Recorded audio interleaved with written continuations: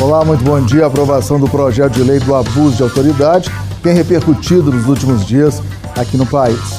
Por isso, hoje, nós estamos propondo uma discussão sobre este assunto aqui no Resenha. No estúdio, nós recebemos o advogado Roberto Monteiro, que preside a Comissão de Orientação Jurídica da OAB aqui no Maranhão. Ao meu lado, como sempre, tenho as companhias dos jornalistas John Coutrin e Robson Júnior. Doutor Roberto, prazer recebê-lo. Bom dia, tudo bem? Muito prazer. Bom dia. Como o senhor encarou, né, e avaliou essa aprovação do texto pelo Congresso Nacional? Bem, a aprovação do texto pelo Congresso mostra um novo momento que se vive na política brasileira, tendo em vista que o projeto de lei, a iniciativa dele foi desde o ano de 2017. E assim, nós enquanto advogados, enquanto OAB, nós aprovamos as boas práticas que podem desencadear para o também bom andamento da prática da advocacia e, é claro, saber que ninguém está acima da lei nem da Constituição. Agora, exemplo de uma boa prática que esteja contida no texto do projeto aprovado. Veja bem, no projeto de lei, caso ele vire lei por parte do presidente, após a sanção, ele vem a criminalizar algumas práticas, como, por exemplo, não permitir que o advogado tenha direito de entrevista com o seu cliente, ou então acesso aos autos do inquérito policial. Isso é, no meu ver, um grande marco para efetivar de fato o direito de ampla defesa de qualquer pessoa. Hoje, daqui a pouquinho, né, Posso provocar? Não, pode provocar, doutor, porque a gente viu também, a gente acompanha, algumas talvez sejam um pouco fantasiosas, mas em relação de advogados com próprios bandidos dentro da cadeia, levando informações de dentro para grupos. A gente tem acompanhado isso na mídia. Não sei até que ponto a OAB, como é que vocês recebem isso? Logicamente vocês defendem a classe, mas como é que se percebe isso? Alguns desvios de conduta de alguns casos de advogados. Certo, essa pergunta é interessante. Primeiro, vejamos como acontece hoje nas delegacias ou mesmo como acontece no presídio, aqui mesmo, até pouco tempo no presídio Pedrinhas. Você, quando ia entrevistar o seu cliente, você ficava em pé, isso as outras pessoas passando, e não tinha direito a uma sala reservada, não tinha direito a uma conversa. Eu, como advogado, eu vejo os avanços, principalmente o que está acontecendo agora mesmo no presídio Pedrinhas, como algo muito positivo. Por quê?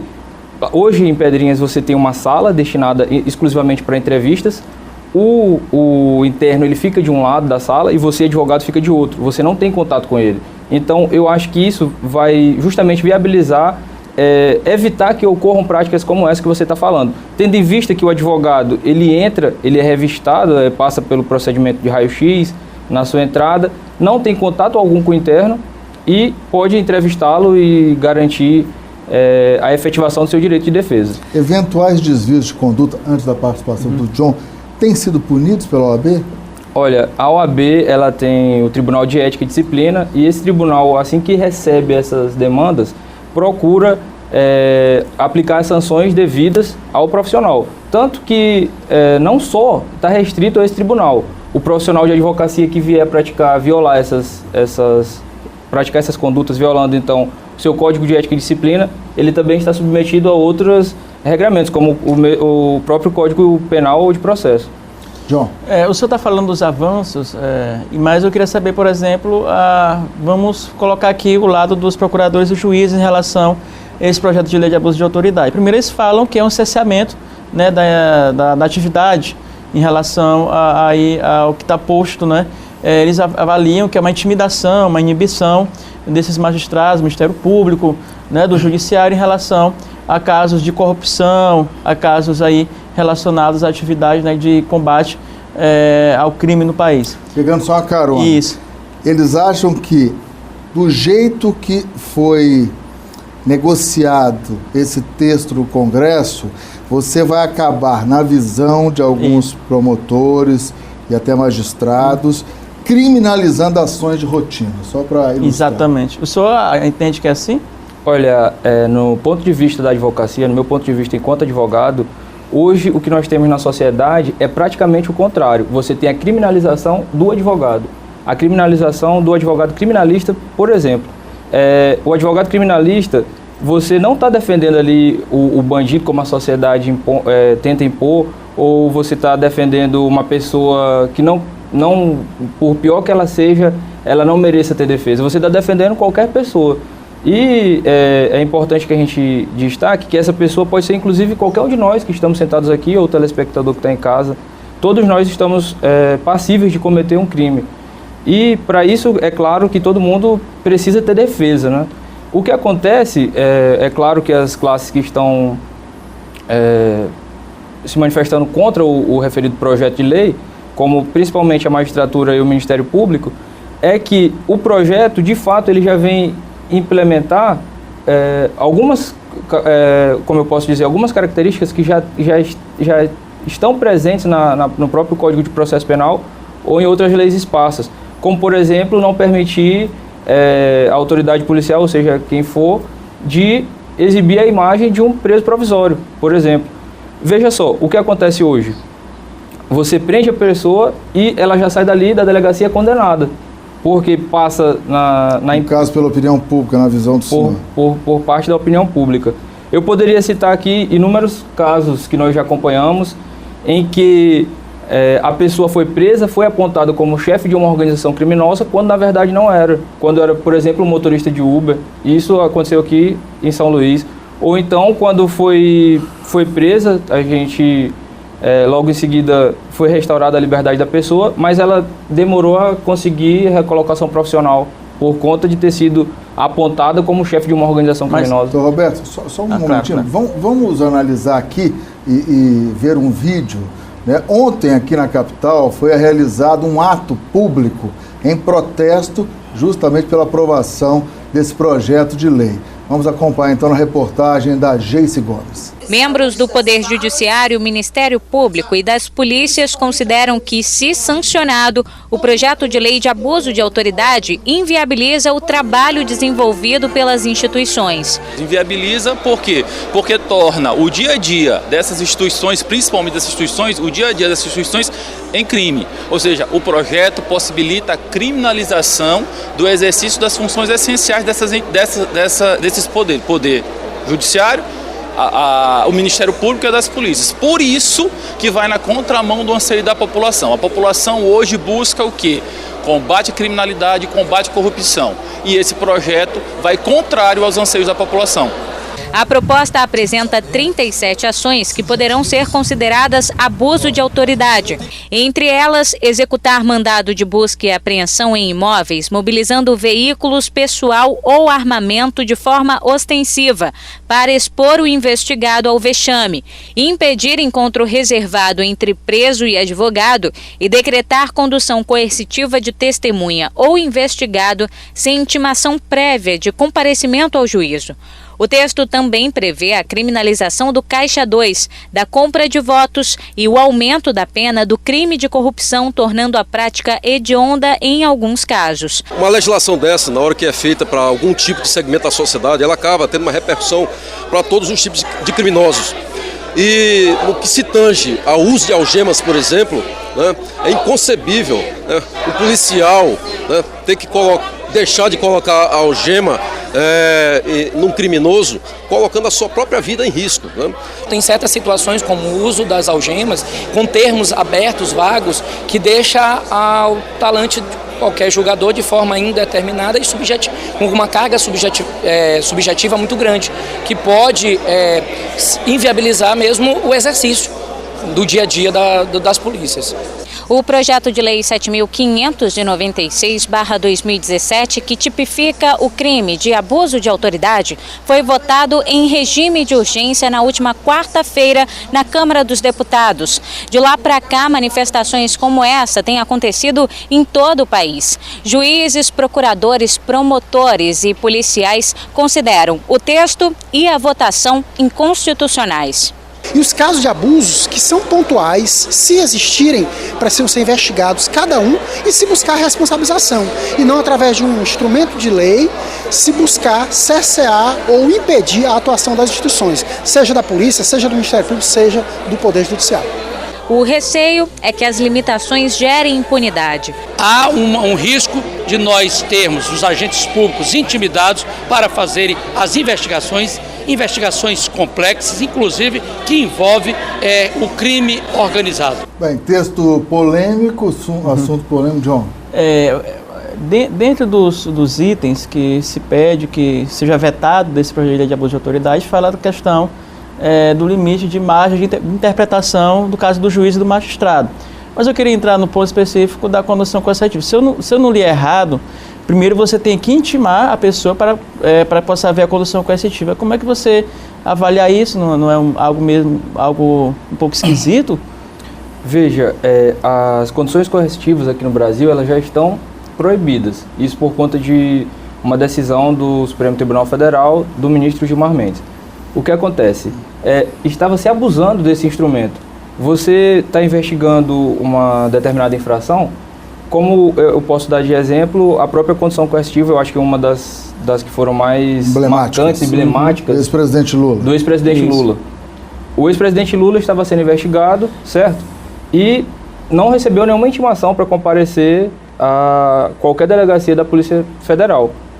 Quando a Polícia Federal bateu na sua porta, já foi para conduzi-lo coercitivamente a prestar um depoimento. Sendo que, de certa forma, você fazendo isso, você acaba cerceando o direito de defesa da pessoa. Ele não teve direito de por exemplo, ter uma prévia entrevista com seu advogado ou saber do que ele estava sendo acusado.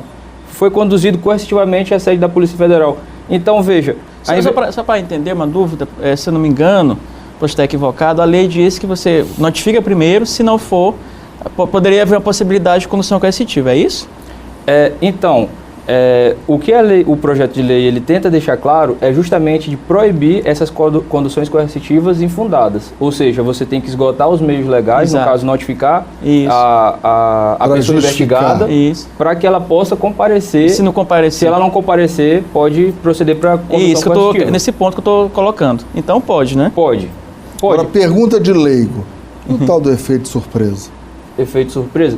Veja, o projeto de lei ele não está, como eu posso dizer, não está revogando a figura do flagrante. Se a pessoa estiver cometendo um crime em flagrante, delito, ela ainda pode continuar a ser presa em flagrante. Agora, o que a gente está conversando, o que a gente está tratando aqui? De pessoas, de situações em que as pessoas são investigadas e simplesmente a polícia bate na casa dela para conduzi-la coercitivamente a uma delegacia. Sendo que poderia enviar uma intimação para a pessoa comparecer na delegacia e assim prestar os esclarecimentos necessários. Então não acaba com o efeito surpresa. Eu vou voltar para uma coisa, digamos, que chama a atenção das pessoas, que não exige um aprofundamento muito das questões, mas a questão das algemas, né? As imagens, aliás, com a Lava Jato, já nesses anos todos, a gente tem percebido, um sujeito esconde, outros até mostram as algemas. A OAB não entende que põe em risco mesmo, até o fato de haver uma inversão de valores, quer dizer, o suposto bandido, eu tenho que falar suposto, ele acaba, ele não é algemado, mas quem fizer isso pode ser algemado, quer dizer, o profissional da lei, ele pode ser algemado porque ele algemou na cabeça do leigo. Isso parece uma coisa estranha. Como é que isso fica sob o ponto de vista jurídico? Certo. Na verdade, o uso de algemas ele já vem previsto desde o Pacto de São José da Costa Rica. Isso não é uma inovação trazida pela lei. Então, o que esse pacto prevê? Que você vai fazer o uso de algemas se a pessoa ele demonstrar resistência. Então, o uso de algemas seria mesmo para preservar o direito daquela pessoa que está sendo presa. Por exemplo, ele vai ser preso, ele demonstra resistência, a polícia pode ser que tenha que usar alguns meios de energia legal da força e acabar, enfim, ferindo o direito daquela pessoa, ou então de alguns outros terceiros, né, presentes naquele local. E, assim, só para fazer um link, vamos fazer um link. O Pacto de São José da Costa Rica, ele já previa também o implemento da audiência de custódia. E o que aconteceu? A gente passou mais de 20 anos sem ter audiência de custódia no Brasil. Aqui no Maranhão, a gente viu principalmente nesses últimos anos, eu vou cortar de 2010 para frente, várias rebeliões nos presídios. Isso por quê? Por conta do excesso da massa carcerária, da população carcerária. Muita gente criticou o implemento da audiência de custódia, mas veja que desde que o Maranhão implementou essa política pública de forma pioneira, não se teve mais rebeliões no presídio de Pedrinhas. Então, é justamente isso que a gente tenta desmistificar e até mesmo esclarecer, né? É uma audiência que dá mais rapidez ao processo. Na verdade, que visa garantir a liberdade para quem tem direito de liberdade mais rápido. Se a pessoa pode responder o processo em liberdade, pelo implementada audiência de custódia, já prevista no Pacto de São José da Costa Rica, ela tem o direito, no prazo de 48 horas, de ser apresentada à autoridade judiciária que vai avaliar ou não a legalidade daquela prisão ou as condições daquela pessoa de responder o processo em liberdade. Então, o que é que você faz com isso? Você acaba que tira o excesso da massa carcerária, pessoas que não precisariam estar presas realmente e que podem ser muito bem controladas pelo Estado, mesmo por medidas cautelares diversas da prisão, como a própria tornozeleira eletrônica, e dessa forma desafoga o sistema penitenciário. Então, nesse mesmo sentido, eu vejo essa questão do uso de algemas. Por exemplo, se você, numa audiência judicial, tribunal do júri, vamos dizer que o réu chegue algemado. Para aquelas pessoas que estão ali, os jurados, é como se ele já estivesse condenado. Se ele chegar vestido com a roupa de presidiário e de algemas, a pessoa... macacão laranja. Justamente, com aquela roupa.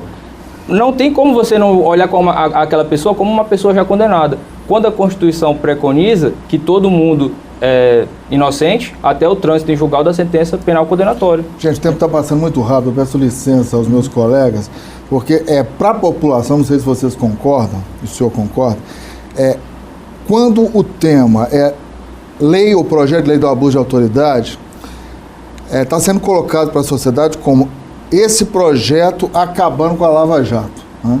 É um projeto que, na visão de promotores, procuradores, juízes, enfim, pode acabar com a Lava Jato. Gostaria de ouvir a visão do senhor sobre isso. Certo. O projeto de lei de abuso de autoridade, ele não vai acabar com a instituição do Ministério Público, tampouco com a instituição do Judiciário. O que esse projeto visa é apenas, na verdade, que todo mundo, todas as profissões, tanto o magistrado, e não só o magistrado e promotor, mas qualquer agente público, ele esteja submetido às leis e também à Constituição. Os delegados também, muitos deles delegados. A gente viu no vídeo, né? Pois é. Não só eles, como também todos os agentes públicos. Então, de certa forma, como você bem colocou, a população pode pensar que fica desprotegida por conta desse projeto de lei. Quando, na verdade, esse projeto está resgatando a própria independência e respeitando as prerrogativas do advogado. Porque se você for ver, a diferença de um Estado totalitário para um Estado democrático de direito é a presença da defesa. No Estado totalitário você tem um órgão julgador, você tem um órgão acusador. Mas só que a defesa plena, a defesa ampla, você só tem no Estado democrático de direito. E quem exerce essa defesa somos nós, advogados. Essa lei de abuso de autoridade está sendo taxada também de lei da impunidade. Vamos pegar aqui um exemplo rápido. Se a pessoa entender que está em casa, possa entender melhor, de forma mais simples, né? Por exemplo, a gente sabe que tem muitos delegados, muitos juízes que muitas das vezes não têm elementos suficientes para deixar a pessoa presa. Pede a prisão preventiva, a prisão provisória, mas agora ele vai encarar da seguinte forma: poxa, mas se eu deixar ele preso aqui, mas eu posso responder por abuso de autoridade porque ainda não tenho os elementos suficientes. Isso não estimula, não fomenta a impunidade? Veja, a própria Constituição Cidadã de 1988, ela já prevê que a liberdade é a regra. No caso, a liberdade no nosso ordenamento constitucional, ela é a regra. Você, para ser preso, é só se não tiver algum elemento que possa garantir efetivamente a sua liberdade. Então, para você investigar um crime, não necessariamente a pessoa tem que estar presa. O Estado, como eu bem falei ainda há pouco, tem a polícia, você tem o Ministério Público, tem o Judiciário. O processo pode seguir o seu curso normal, sem que a pessoa esteja presa. Não tem essa necessidade. A pessoa, para ser presa aqui no Brasil, é só depois, se formos seguir o que manda a Constituição, depois da sentença penal transitada em julgado. E muito se discute ainda hoje se esse trânsito em julgado realmente é o trânsito em julgado quando não tenha mais recurso, no caso da sentença transitada em julgada no Supremo Tribunal Federal, ou até mesmo agora, o que o Supremo voltou ao tema, da sentença penal transitada em julgada em segunda instância. As hipóteses de prisão preventiva que você está citando, elas estão previstas no artigo 312 do Código de Processo Penal. Então, caso a pessoa ela demonstre, e aí o magistrado vai avaliar, se tiver risco com a liberdade dela, a ordem pública, a ordem econômica, a conveniência da instrução criminal, ele pode deixá-la presa preventivamente. Mas o que a gente tem visto? Excessos de prisões preventivas. Prisões preventivas que, não só pelo fato de serem determinadas, como está no Código de Processo Penal, mas se prolongam no tempo, de forma que a pessoa é presa e não sabe, às vezes ela é presa, é condenada e é posta em liberdade. Por quê? Ela ficou presa preventivamente tanto tempo que quando ela recebe a condenação no final do processo, vai fazer as contas, ela já deveria estar em liberdade. Robson, a última pergunta, por favor. Não seria bem uma pergunta, mas uma colocação. Eu estou vendo alguns críticos dessa lei dizendo que seria uma espécie de vingança, né, do Congresso, porque votaram muito rapidamente. Apesar de estar lá desde 2017, mas foi muito rapidamente. A Câmara foi uma votação simbólica. Simbólica, praticamente. Logicamente que isso aí não é responsabilidade óbvia de fazer essa observação ou essa análise, mas aqueles que não gostam do abuso, dizem que foi simplesmente uma vingança. A gente aqui agora, vamos reduzir um pouquinho o poder dessa gente que fizeram, digamos, tanta maldade aqui. Então deixa eu fazer uma última pergunta. Por favor. Só para a gente encerrar. O episódio das gravações de Deltan Dallagnol e do então juiz Sérgio Moro, o senhor acha que estão tendo impacto direto nesse caldeirão em torno do tema? De fato, como bem foi colocado, parte da sociedade está encarando como se fosse esse projeto de lei, a forma que ele foi votado, como uma vingança por questões que aconteceram na Lava Jato. Eu me reservo a não tecer esse tipo de comentários, até porque, assim, já iria entrar na esfera pessoal, né? Não no meu critério jurídico. Eu acho que eu não tenho elementos para proceder com esse comentário. Ok. Agradecemos a presença do Dr. Roberto. Resenha faz um rápido intervalo e volta já já. No próximo bloco, nós vamos conversar sobre o tema acúmulo de cargos nas administrações públicas aqui no Estado.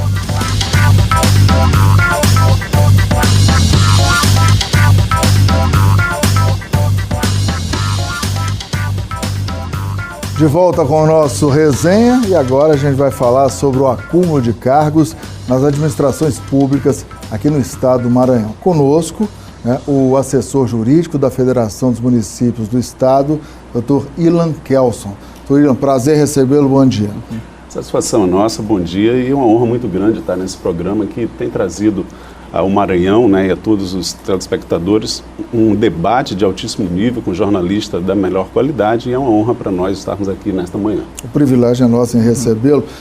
Doutor, essa questão do acúmulo de cargos, me parece que o Tribunal de Contas do Estado já fez um levantamento em todo o Maranhão, existem cerca de 37 mil casos com irregularidades, é isso? Na verdade, não foi só um levantamento, na verdade é uma mega fiscalização, a maior fiscalização já feita na história do Maranhão. Ao todo, estão sendo fiscalizados simultaneamente por uma equipe de 15 auditores, as 217 prefeituras, os 217 câmaras municipais, agora entrou o governo do estado do Maranhão, nas suas três esferas, executivo, legislativo e judiciário, entrou Defensoria Pública, Ministério Público e Tribunal de Contas e todas as empresas públicas, sociedade, economia mistas e autarquias estaduais. De forma que o sistema painel de vínculos que cruzou todas as folhas de pagamento desses entes, ele encontrou e aí forneceu aos gestores, tanto aos prefeitos como aos presidentes de câmaras e agora às suas excelências, o governador do estado do Maranhão, o presidente da Assembleia, o presidente do Tribunal de Justiça, o procurador-geral e o defensor-geral, todos os acúmulos que aqueles gestores têm em suas respectivas pastas. A gente pode dizer que foi feito um pente fino? Um pente fino, literalmente, e um pente fino irreversível, diria você. É uma fiscalização que muita gente pensou que ela acabaria no dia 14 de julho, foi prorrogada até o dia 14 de agosto, E agora é em virtude do município de São Luís e mais alguns poucos municípios que não tinham conseguido fazer as justificativas no sistema até o dia 14 de agosto, o Sua Excelência, o presidente do Tribunal de Contas, juntamente com o plenário, na semana passada resolveram prorrogar por mais 90 dias para que os municípios, né, possam, junto com as câmaras municipais, informar o que estão a fazer. Por que o que estão a fazer? Na verdade, não é para que eles demitam ou peçam notificações. Pelo contrário, eles têm que mostrar aos órgãos de controle o que o município fez. Se ele notificou, houve apresentação de defesa, o servidor não fez a defesa, ele abriu um processo administrativo disciplinar. Se ele abriu um processo administrativo disciplinar, ele está seguindo o regime jurídico único daquele município, ele está respeitando o prazo mínimo de defesa, o servidor apresentou defesa, não apresentou, ele constituiu um defensor dativo, que pode ser um servidor do mesmo nível hierárquico dele ou um advogado, não necessariamente precisa ser um advogado. E aí, se a comissão fez o relatório final, a Procuradoria emitiu o parecer e opinou ao prefeito pela demissão a bem do serviço público daquelas acumulações irregulares ou pelo arquivamento do processo. É isso que, desde o último dia 15 de julho, também o Ministério Público está fiscalizando, não só os gestores, mas também o que o Tribunal de Contas está a fazer. Doutor Ilan, o que aconteceu? Por conta de falta de informação, ruído de informação, algumas prefeituras fizeram umas caça às buchas, ou seja, avaliavam que já era para demitir essas pessoas que tivessem dupla vinculação ou vários cargos. Aí pergunto o seguinte, primeiro ponto, se eu explicasse para a gente em que casos pode haver, por exemplo, você trabalhar em 2 turnos, porque muita gente não sabe, eu posso ter um expediente de 6 horas no lugar tal, 6 horas no outro lugar. Primeiro ponto, se eu explicasse em que possibilidade poderia haver isso. E segundo ponto, essas pessoas que já foram demitidas, por exemplo, e poderiam trabalhar em 2 lugares, o que pode acontecer com elas? Podem voltar para o seu posto de trabalho? Meu ilustre jornalista, inicialmente a regra é simples. No serviço público, a regra é não acumular, é você ter somente um cargo. Evidente que, como toda regra tem suas exceções, no artigo 37, inciso 16, de fácil acesso a todos, nós vamos ter elencados lá 3 possibilidades, 3 exceções. E antes disso, de falar das exceções, eu respondo a sua segunda indagação acerca do item principal que você falou, compatibilidade de horários. Né? Por quê? Para que você possa exercer um cargo público e, dentro da excepcionalidade permitida pela norma constitucional, há necessidade do requisito da compatibilidade. Eu posso, por exemplo, ser professor e ter meus 3 turnos disponíveis, né? Eu tenho uma carga horária de 40 horas que eu posso cumprir pela manhã e pela tarde e ter uma matrícula de 20 horas que eu posso cumprir à noite. Também no serviço público. No serviço público, perfeitamente, né? Tranquilamente. Agora, se eu sou um professor que eu tenho 2 cargas horárias de 40 horas que dão ao total 80 e eu tenho só 3 turnos disponíveis para exercê-la. Eu tenho 20 pela manhã, 20 pela tarde, 20 pela noite. Ótimo. Eu posso acumular os 2 cargos, mas eu não teria o quê? O requisito da compatibilidade de horário, porque faltaria 20 horas ali que eu não posso dar aula na madrugada, eu não posso dar aula em sistema de plantão, como pode os profissionais da saúde, e eu não posso dar sábado e domingo, que não é dia letivo. Então é muito essa nuance da compatibilidade de horário que você tocou, era uma cultura que muita gente, como tinha os acúmulos, dava aula pela manhã, à tarde, à noite, e às vezes em 3 matrículas de 20 horas. Poxa, mas é possível, tenho 20 horas pela manhã, tenho à tarde, tenho à noite, só que você descumpre a regra constitucional porque você só pode ter 2 cargos públicos, e aí você teria 3. Independente se é concurso ou se é contrato temporário, independente disso. Você recebendo por uma entidade pública, né, um ente, uma pessoa jurídica de direito público, você incide nesse caso, você estaria privilegiando o seu próprio bem-estar em detrimento do todo, do público, do Estado. Não só essa situação, porque a Constituição ela dá apenas 3 exceções. Você pode ter 2 cargos de professor, na linha A, 2. Então, veja, não é 3, não é 4, não é 10, 15 matrículas, como já foram percebidas na fiscalização. Você pode ter o outro, um professor e um cargo de natureza técnica. Esse, quando ela fala cargo de natureza técnica, traz uma subjetividade. Só que essa subjetividade ela já foi pacificada pela jurisprudência nos últimos 30 anos. Isso desde a época da edição do Regime Jurídico Único da União, a Lei 8.112, em 90. Na década de 90, o Supremo Tribunal Federal e o Superior Tribunal de Justiça pacificaram o entendimento. E uma regra bem simples para os nossos ilustres telespectadores entenderem. Cargo técnico são todos os profissionais de nível superior, licenciatura, bacharelado, todos os profissionais de nível superior são cargo técnico, advogado, contador, todos eles. Segunda faixa de cargos técnicos, os cargos técnicos clássicos, técnico em contabilidade, técnico em administração, técnico em edificações, informática, todos aqueles cursos técnicos que antigamente, eu posso dizer assim, né, na minha geração, você fazia o segundo grau, um magistério ou um curso desses, né? E aí você fazia em 3 anos, era o seu segundo grau, hoje científico, hoje ensino médio. Né?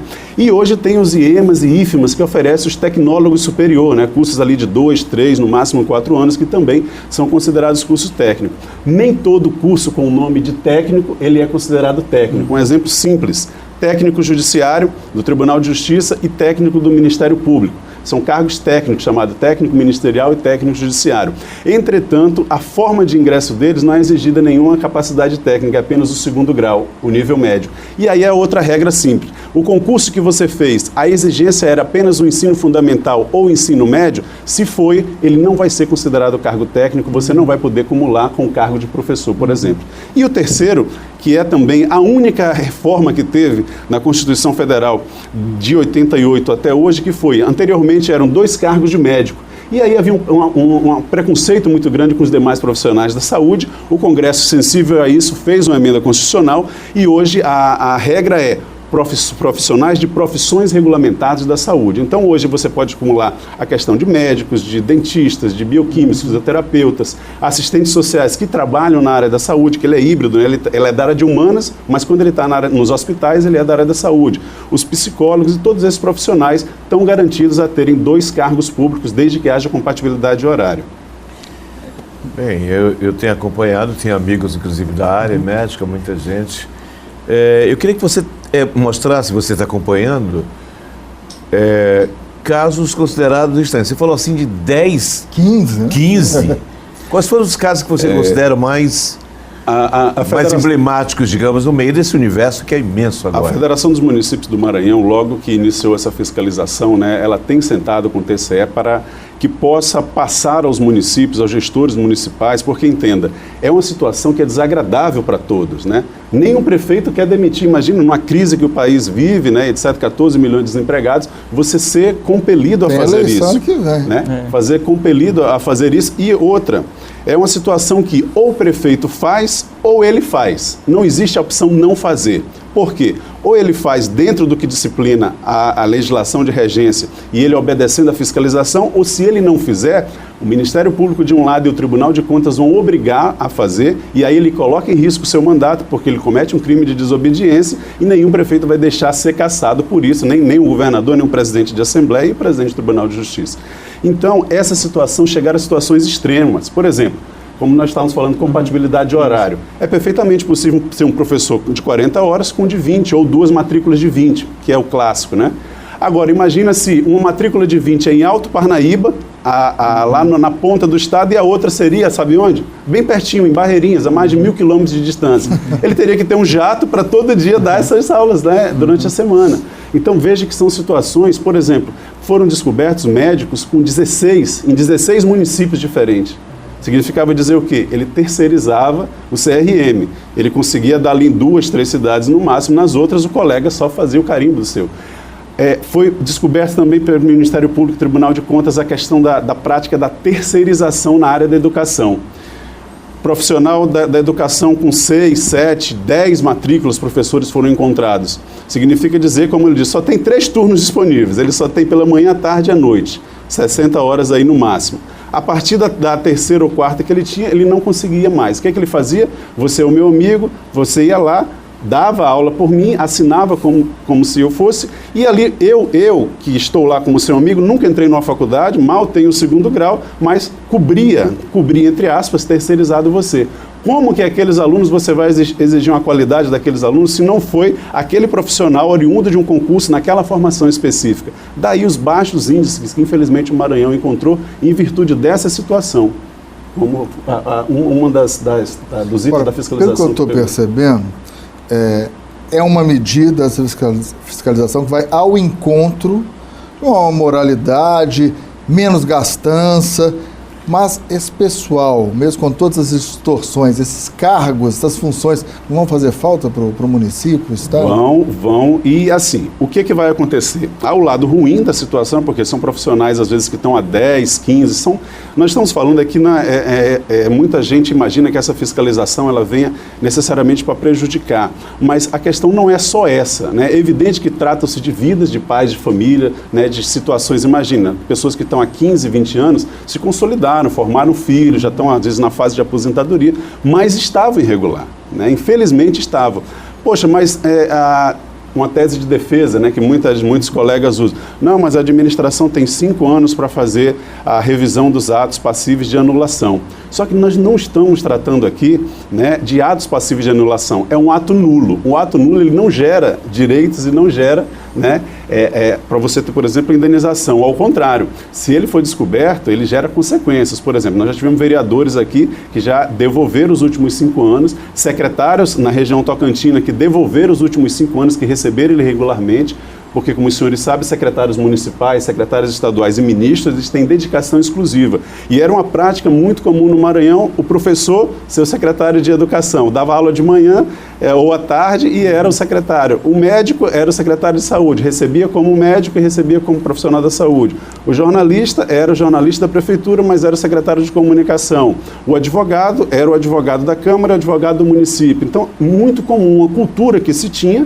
Até então, a fiscalização não tinha como se operacionalizar. O município de São Luís não tinha acesso à Folha do Estado, não tinha acesso à Folha de Ribamar, nem acesso à Folha de Raposa em nenhum dos 200 municípios. Então, a partir de agora, dessa fiscalização que eles foram cientificados, abre-se esse prazo de 5 anos. A administração tem 5 anos para fazer. Se não fizer, aí naturalmente não poderia, né? Então, nem vou perguntar se...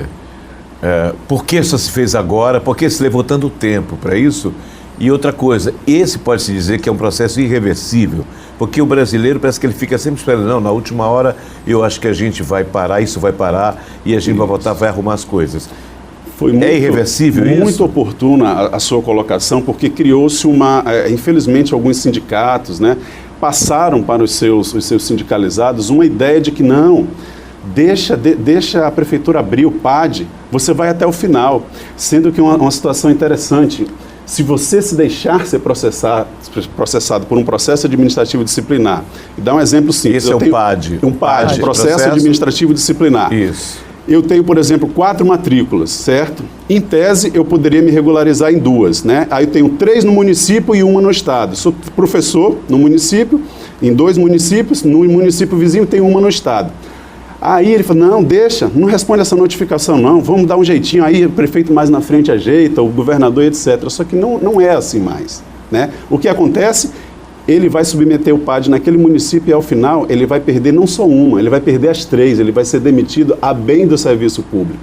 Então muitos professores que poderiam, né, profissionais da saúde, se regularizar e preservar pelo menos uma das suas matrículas, que é perfeitamente ao professor e ao profissional da saúde, ele permitindo, né, ou a um cargo técnico ter 2, ele vai, afinal, perder as que ele tinha regularmente, justamente pela falta de informação. Então, foi muito oportuna a sua colocação, porque não é interessante ao servidor deixar se submeter a um processo administrativo disciplinar se ele tem mais de 3, 4, 5 matrículas, porque, ao final, ele vai perder todas elas vinculadas ou àquele município ou ao estado do Maranhão. Doutor, só para deixar bem claro, tem muita gente que é servidor público, né, ou municipal, ou estadual, da Assembleia ou da Câmara. Isso pode deixar bem claro para essas pessoas que estão nos acompanhando agora. Por exemplo, vamos dar um exemplo aqui. O cidadão trabalha no governo do estado pela manhã. Sim. E na prefeitura à tarde. Ou na Câmara Municipal ou no governo do estado, 6 horas em um, 6 horas em outro. É possível isso ou também não infringe a lei? É possível desde que ele seja um professor para acumular com um professor para acumular com um cargo técnico, e aí nós falamos quais seriam os cargos técnicos, ou um profissional de saúde. Fora esses 3 casos... Cargo comissionado... Cargo comissionado é de dedicação exclusiva, excelente lembrança. Se eu tenho um cargo comissionado no estado, no município ou na União, eu sou de dedicação exclusiva. Só pode um, então? Eu só pode um. Pronto, não posso acumular 2 cargos comissionados. E essa situação que é muito comum, e aí atinge todos os 217 municípios, que são o quê? Os cargos clássicos. Agente administrativo, que não acumula com nada, e aí tem a maioria dos casos do interior é agente professor, Porque a pessoa fez o concurso há 20 anos de agente, mas ela teve uma formação depois. Isso. Passou numa faculdade, fez uma pós-graduação, hoje ela é professora. Só que o cargo de agente não acumula. Não pode acumular com nada. O agente não acumula com nada.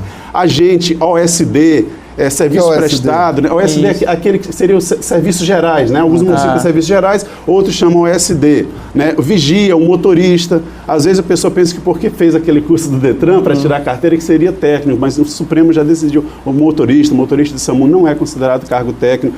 Guardas municipais, eles ficaram de fora. Hoje é permitido ao policial.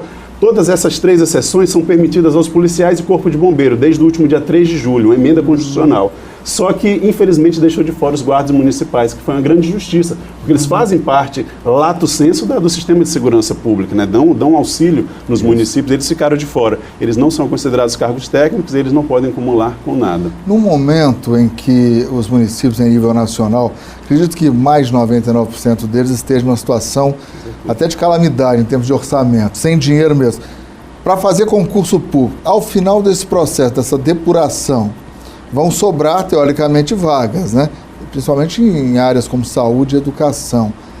Como que esse pessoal vai fazer? Os gestores públicos vão fazer? Todos os gestores municipais, eles já estão... porque ainda não se encerrou, né? Estão na fase aí, recebendo defesa dos processos administrativos para encerrar. Ao final, cada município vai ver quantos servidores saíram espontaneamente, quantos foram demitidos, quantas vagas surgiram. Essas vagas, naturalmente, só poderão ser preenchidas por concurso público, porque eram de cargos efetivos, né? Os cargos comissionados, naturalmente, não houve essa necessidade. Mas só poderão ser preenchidas. No máximo, o que vai acontecer? De repente, quem já encerrou agora em agosto e você pegou numa cidade que tem uma cidade pequena e 100 professores tiveram que sair. Ele vai ter que fazer uma contratação temporária, fazer um TAC com o Ministério Público para até dezembro termo de ajustamento de conduta, né? Não tem essa solução de continuidade àqueles alunos e entre agosto e dezembro ele vai preparar o concurso público de provimento de cargos e títulos. Aqui em São Luís, só para você ter uma noção, eu tive a oportunidade de dar uma palestra lá semana passada na audiência pública na Câmara, a convite de Sua Excelência o vereador Pavão, e pelo que eles estão prevendo, são quase 3 mil professores que estão em situação de acúmulo e terão que necessariamente serem submetidos. Doutor, só para estar finalizando o tempo, né? Então, a partir desse tempo finalizado, a partir de agora, por exemplo, eu vou ser contratado pela Prefeitura de São Luís. Lá já vai ter automaticamente um sistema que vai detectar se eu estou em outro lugar, nesses órgãos.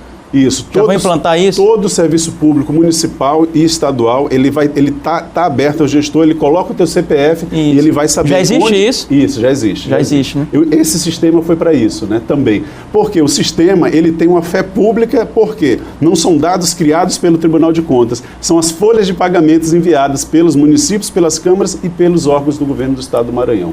Última pergunta, Robson.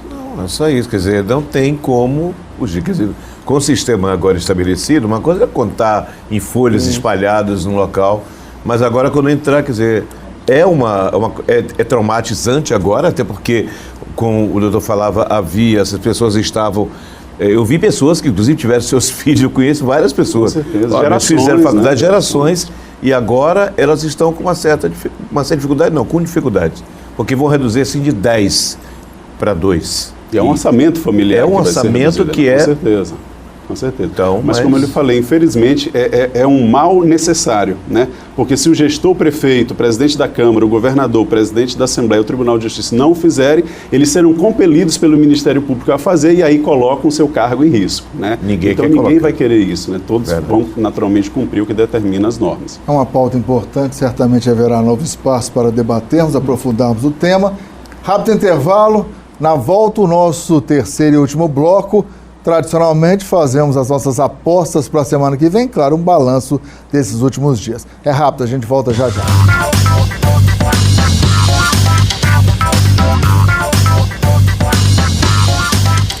Estamos de volta com o nosso resenha. Vamos fazer, como sempre, nesse último bloco, um balanço do que foram esses últimos dias aqui no Maranhão, no país, e projetar os destaques que julgamos vão dominar a pauta dos órgãos de comunicação semana que vem. Vamos começar com os 40 anos da difusora, né, Robson? 40 anos. Não podemos deixar de ressaltar isso, não, né? Não tem como. Nós fizemos por uma necessidade de aproximação e por um desejo, mais um desejo, de aproximar com os ouvintes. Nós estivemos lá no Rio Anil Shopping, aconteceu na quinta-feira, foi um momento muito bom.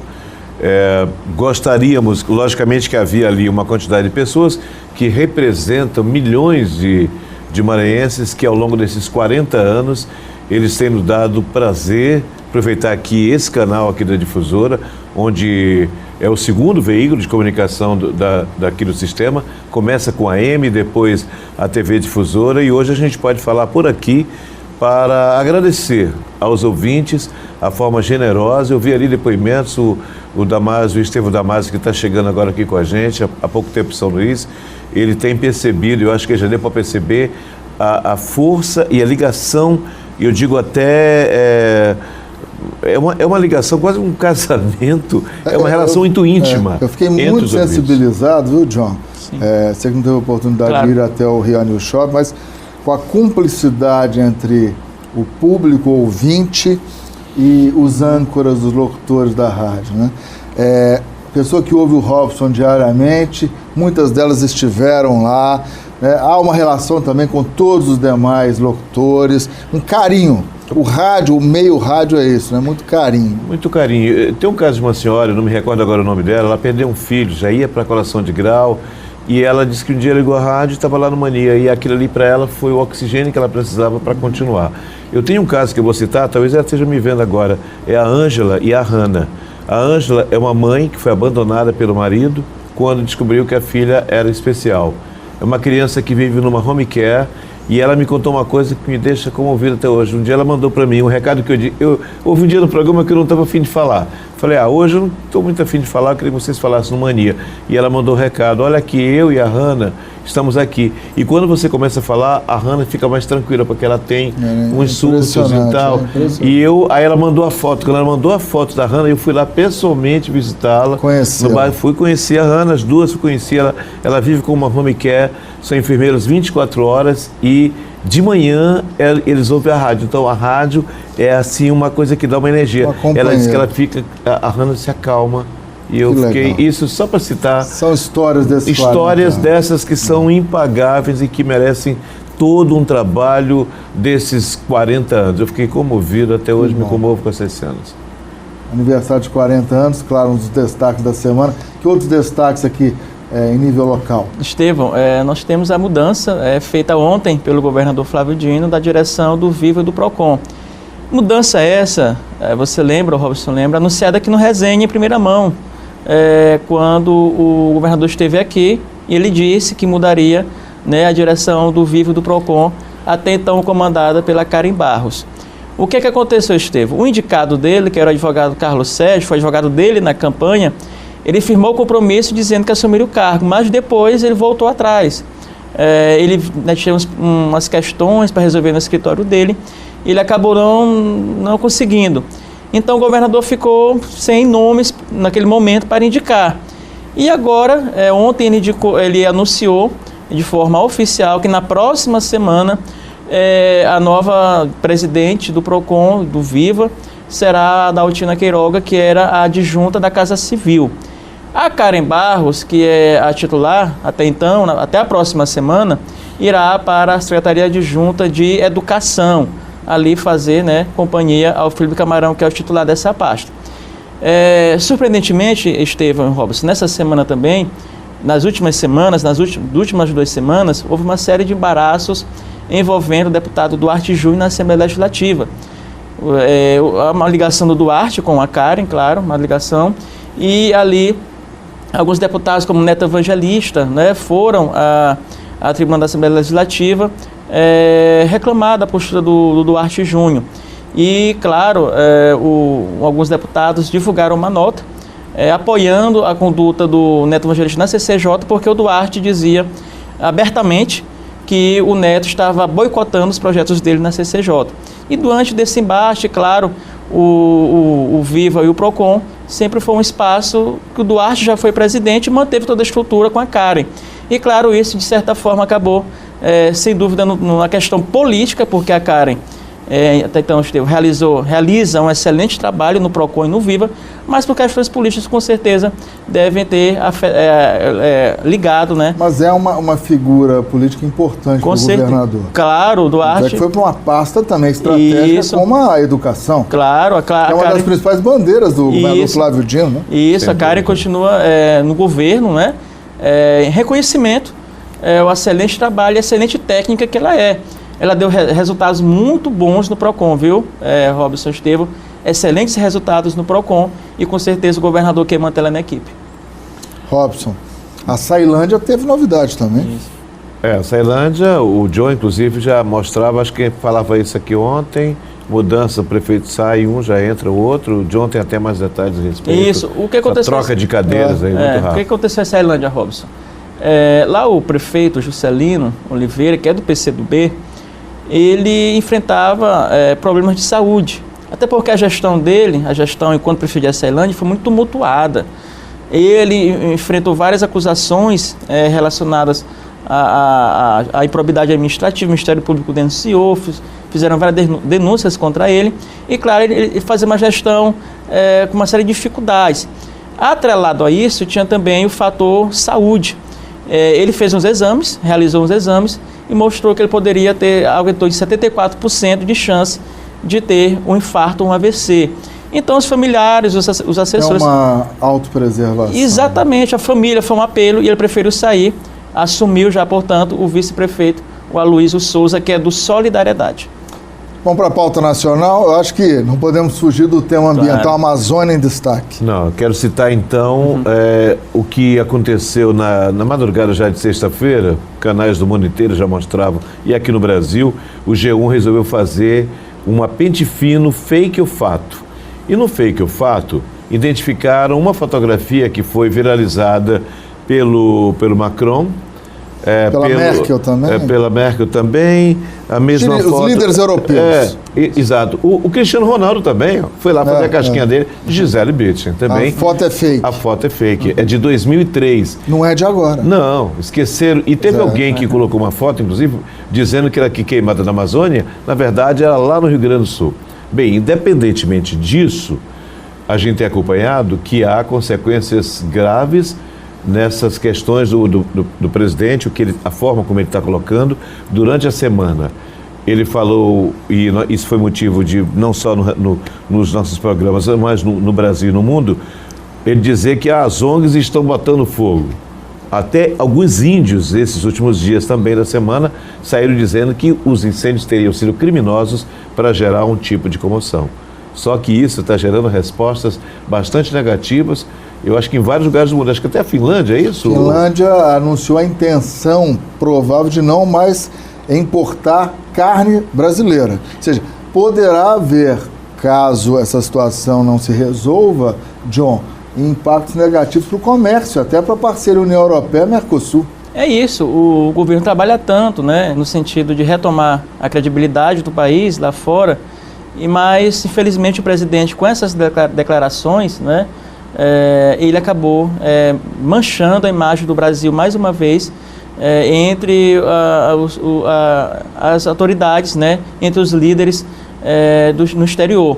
E claro, isso prejudica a economia, prejudica todo esse relacionamento diplomático com o Brasil e, de certa forma, o Brasil, neste momento que tem todas as atenções voltadas para a Amazônia, porque, segundo estudos, as queimadas estão ligadas ao desmatamento, é uma coisa ligada à outra, né?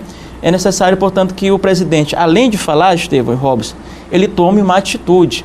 Não basta apenas um discurso, dizer que a Noruega, que a França tem interesses comerciais de atrapalhar, a Alemanha de atrapalhar a União Europeia, esse acordo União Europeia-Mercosul, mas ele precisa tomar providências, porque até a NASA, estudos da NASA têm mostrado que há realmente, né, o avanço das queimadas e do desmatamento no Brasil, na Amazônia. É interessante essa colocação do John, viu, Robson, porque não é novidade que as áreas de fiscalização no nosso país, especialmente a fiscalização que atua na área ambiental, é muito desfalcada, né? Geralmente você tem 5 fiscais para não sei quantos 1000 quilômetros quadrados de área.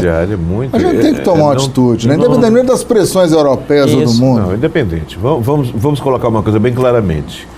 Ninguém bota dinheiro aqui só porque adoram o Brasil, que amam o Brasil. Eu volto sempre a uma expressão de John Fitzgerald Kennedy, que dizia, para ver a importância da América Latina, do Brasil, basta olhar o mapa da América Latina. Por causa disso, os Estados Unidos naquela época flertaram com a gente. Eu me lembro da minha infância, a gente recebia o leite porronca, Aliança para o Progresso, que vinha aquelas duas mãos na caixa de leite. Não é da minha época, não. Eu sei, você nasceu outro dia, mas na minha época, o cameraman aqui, ele é desse período. Então, havia, e eles olhavam para o Brasil como um queijo suíço.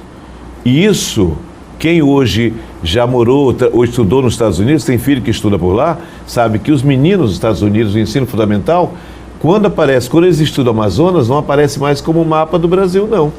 É uma espécie de parque, alguma coisa mundial.